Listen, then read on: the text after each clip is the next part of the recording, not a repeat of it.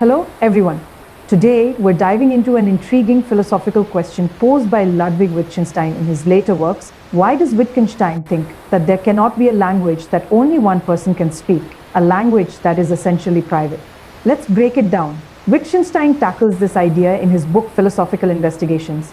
To understand his reasoning, we need to explore his concept of language. For Wittgenstein, the meaning of a word is rooted in its use within a shared form of life, a community of people engaged in common activities.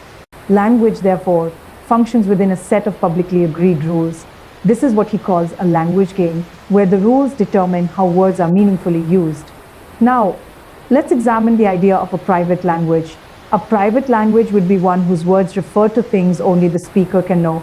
For instance, private sensations like pain or emotions that only the speaker has access to.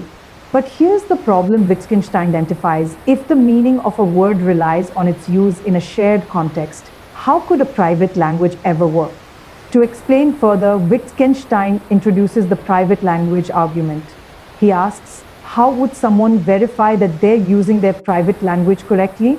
In a public language, there are external checks, other speakers who confirm or correct your usage. But in a private language, no such external validation is possible. If you claim to use a word for a private sensation, you might think you're using it consistently, but there's no objective way to check if you're right or wrong. It's like keeping a diary where you make a mark to mean I felt this, but without any external criteria, those marks lose their meaning. They're just arbitrary symbols. Wittgenstein's core point is this: language is inherently social. Without shared rules and a community to follow them, the very concept of meaning collapses.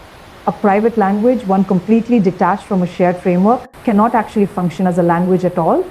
So in summary, Wittgenstein concludes that language depends on public shared use. A purely private language is incoherent because there would be no way to establish rules, no method of correction, and therefore no meaning.